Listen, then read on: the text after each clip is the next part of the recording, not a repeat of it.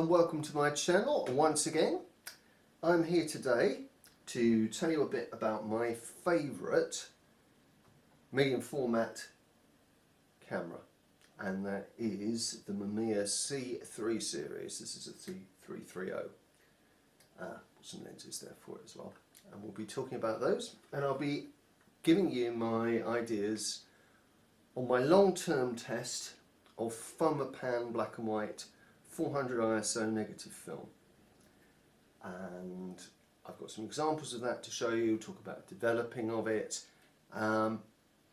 generally my thoughts on it. I'm a long time Ilford film user, HP5 plus. This is quite a revelation. Let's get into it. Me and the Mamiya twin lens reflex have a long history. I saved up aged about 14 or 15 and bought one of the earlier C33 versions of this, and it was one of the first cameras I used professionally. They are incredibly capable. They were used as the workhorse for studio photographers and wedding photographers for many years. As a twin lens reflex, you look through that lens, the photograph gets taken through that one. So there's a little bit of difference in viewpoint. They're called parallax error, which there's a indicator in the viewfinder to show. That's a fabulous viewfinder. Fantastic single throw, single crank lever wind, really fast to use. Synchronises with flash at all speeds from a second to a 500th, which is such a gift for a studio photographer. Classic square 6x6 centimetre negative on 120. 120 film, which is loaded really simply in the back of these. This one's had its back light seals done and be ready to go for another 30 or 40 years, I would imagine. It just clicks shut and turns for security. Really easy to load. Another fantastic feature of these is they have a bellows, so they focus really close. In fact, with the 55mm lens parent, yep, they have interchangeable lenses. This will focus down to 1:1 or life size on the film. Very few medium format SLRs will do that. The only other one I can really think of would be the Mamiya RB and RZ67, the big 6x7, big heavy tanks, but again this is a big heavy tank. But one of the greatest things about these, even these days, and particularly these days actually, is the price. I think I paid sub £200 for the body on this. I think I paid about £100 for this lens pair. I paid about £150 for the wide angle 55mm lens pair. That's equivalent to about 30mm on 35mm film.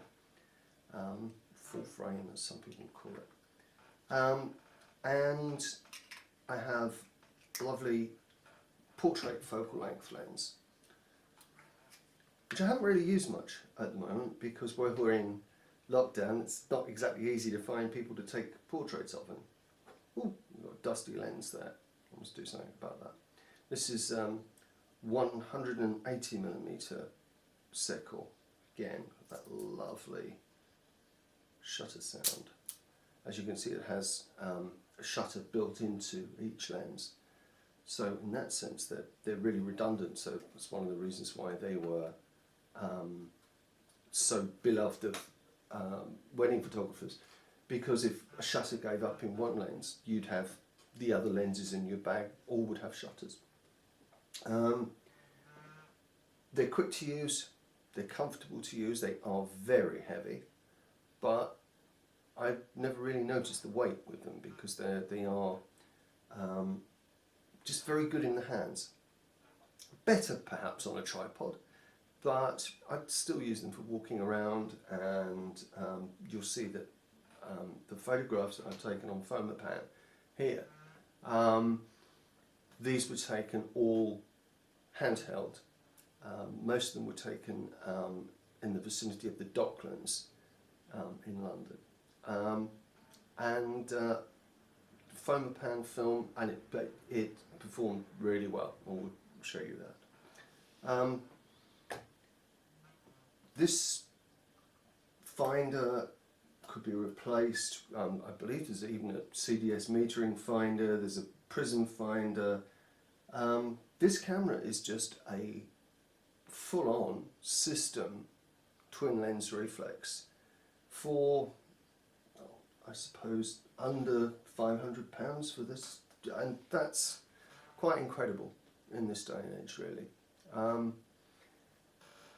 The way I work with this one is I shoot on film, and then I use my Sony on a copy stand to photograph the negatives and reverse them within Photoshop. Message coming in. Somebody likes me, or possibly hates me. So there we have it. We'll go through some images on Fomapan now, and you can see some of the things I've been taking.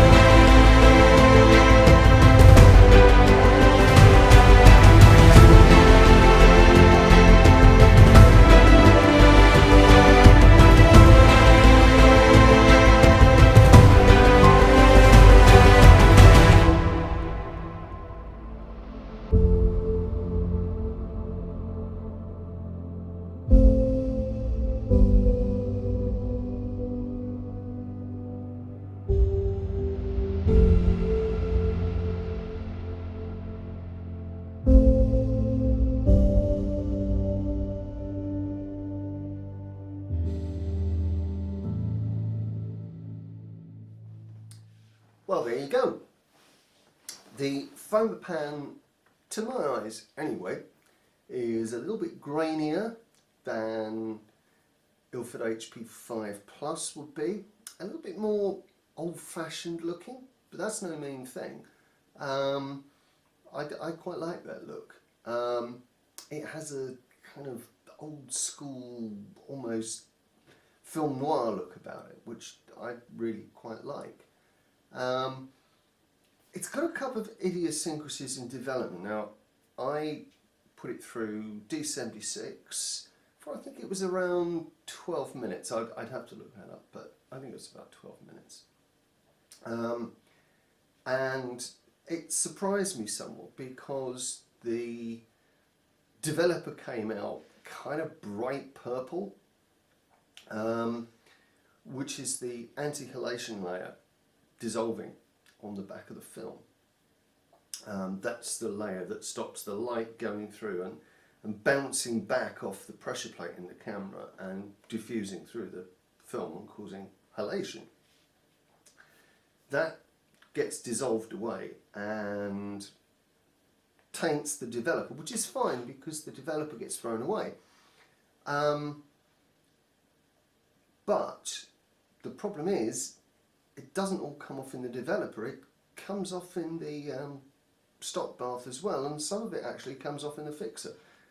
It kind of bluifies and purplifies everything. So I'm looking at changing the way that I actually develop Fomapan so that I do a pre-wash, which will get rid of the anti-halation layer before it goes into the developer, and make things a bit cleaner. I've shot Fomapan 100 on 5.4, and that also has a very, very purple anti-halation layer, and I'm going to be pre-soaking that as well. I'm also going to be trying the Fomapan in other developers at some stage, but D76 is kind of a go-to, and produces really good results. I tend to expose it not at box speed, but at about 320 ISO. Just gives a little bit more meat to the negative. But that depends on your metering and just lots and lots of variables. Couple of small points. With the C33, when I took this, some of the time I was using a grip, which is actually a pistol grip, which is actually very, very useful with a camera like the C33 because allows you to be a bit more stable and sort of just holding the bottom of it. Oh yeah, and I should mention that all of the scanning of the negatives that you saw turned into images there was done using my Sony Alpha 7 and doing segmented images which were assembled in Photoshop and reversed to produce very, very high definition positives. So that's kind of my way of working now.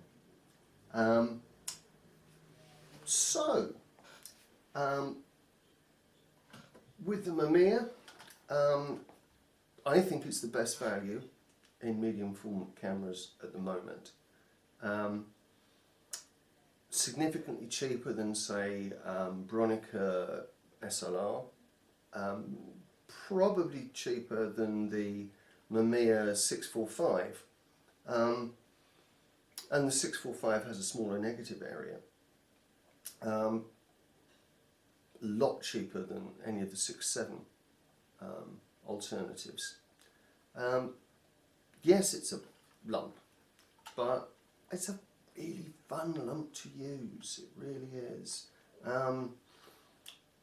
It's a piece of quality machinery, the like of which really wouldn't be produced now. It would be far too expensive to produce. It's just a beautiful piece of engineering.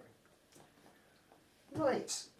Well, if you've enjoyed what you've seen, then mash that like, and if you want to see more, think of subscribing.